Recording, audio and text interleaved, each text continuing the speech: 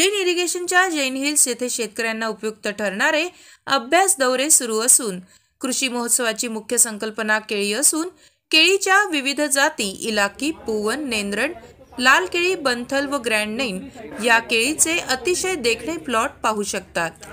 30 फूट उंच केळीबाग पाहण्यासाठी शेतकऱ्यांची जिज्ञासा वाढू लागली आहे। Dharmendra Rajput, Jalgaon times news. आपण बघतोय आपला जळगाव जिल्हा हा देशाच्या केळी उत्पादनाचा आगार आहे आणि देशामध्ये जी केळी उत्पादित केल्या जाते त्याच्यामध्ये साधारणपणे 20% हिस्सा आपल्या जळगाव जिल्ह्याचा आहे आणि 25% हिस्सा अख्ख्या महाराष्ट्र राज्याचा आहे। आज मोठ्या प्रमाणामध्ये जळगावसह सोलापूर, धुळे, नंदुरबार, अमरावती या जिल्ह्यांमध्ये, पुणे या जिल्ह्यांमध्ये मोठ्या प्रमाणामध्ये केळीची लागवड होते आहे। मागच्या वर्षामध्ये जर आपण बघितलं, स्वर्गीय भवरलाल भाऊ जैन यांनी 1994-95 ला जे स्वप्न पाहिलं की या देशाच्या केळीची निर्यात व्हावी आणि केळी निर्यात होण्यासाठी केळीची निर्यातक्षम जात असावी, निर्यातक्षम त्यासाठीचं तंत्रज्ञान असावं, पॅकेज ऑफ प्रॅक्टिसेस असावे आणि ती केळी आंतरराष्ट्रीय बाजारामध्ये पसंतीला यावी आणि म्हणून आपण या ठिकाणी केळीच्या प्रगतीचं काम सुरू केलं। आज आपण ज्या बागेमध्ये उभा आहो ही जैन ग्रँड नाइन प्रतीची ही जात आहे। याच्यामध्ये आपल्याला निळ्या स्कर्टिंग बॅग लावलेल्या दिसताय, वेगवेगळे एज टॅग लावलेले दिसताय, पिवळी, पांढरी, हिरवी, लाल पट्टी लावलेली दिसते, केळीच्या फण्या काढलेल्या दिसताय, घडावर 9 फण्या आहे, त्याच्या केळ्याचे फ्लोरेट्स आपल्याला काढलेले दिसताय। या सगळ्या प्रक्रियेला निर्यातक्षम गुणवत्तेचे आंतरराष्ट्रीय स्तरावरती पॅकेज ऑफ प्रॅक्टिसेस आपण याला म्हणतो, जेणेकरून आपली भारताची केळी ही परदेशी बाजारपेठेमध्ये पसंतीला पडली पाहिजे आणि पिवळा धम्मक दाग विरहित असा रंग तिला केळी पिकल्याच्या नंतर आला पाहिजे। आणि म्हणून ह्या सगळ्या प्रात्यक्षिकांच्या मधनं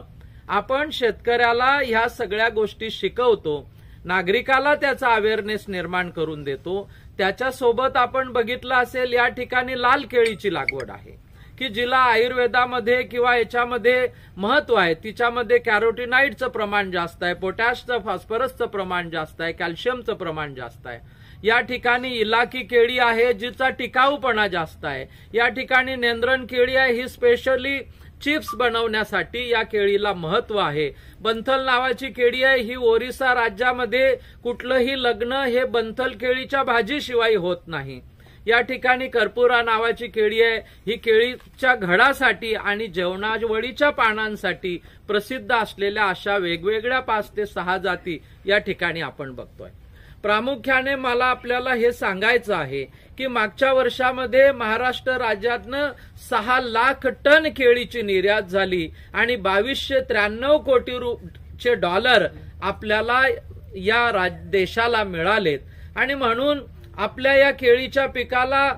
ज्या पद्धतीने आंतरराष्ट्रीय बाजारपेठेमध्ये स्थित्यंतर घडत आहेत, पनामा रोग वाढतोय, सिगाटोका रोग वाढतोय, क्लायमेट चेंजचा इफेक्ट आहे, होंडुरस, इक्वेडोर आणि फिलिपिन्स सारख्या देशामध्ये उत्पादन घटताना दिसत आहे आणि म्हणून महाराष्ट्र आणि जळगाव आपल्या या जिल्ह्याने या पिकाकडे आता परदेशी बाजारपेठ डोळ्यासमोर ठेवून बघणं गरजेचं आहे। स्थानिक बाजारपेठ मोठ्या प्रमाणामध्ये उपलब्ध आहे, पण आपल्या सगळ्या पत्रकार बंधूंना कल्पना आहे, आपणच बातम्या लिहिल्यात की मोठ्या प्रमाणामध्ये 30 ते 32 रुपये किलोने केळी या हंगामामध्ये विकल्या गेली, कारण मोठ्या प्रमाणामध्ये केळीची निर्यात वाढली आणि म्हणून आंतरराष्ट्रीय नामांकन काय आहे, त्याच्या पॅकेज ऑफ प्रॅक्टिसेस काय आहे आणि कशा प्रकारची गुणवत्ता मिडल ईस्ट असेल, इराण, इराक, तेहरान, जिद्दा, अबुधाबी, ओमान, US किंवा युरोप असेल किंवा रशिया असेल, या बाजारपेठेंना कशा प्रकारची केळी लागते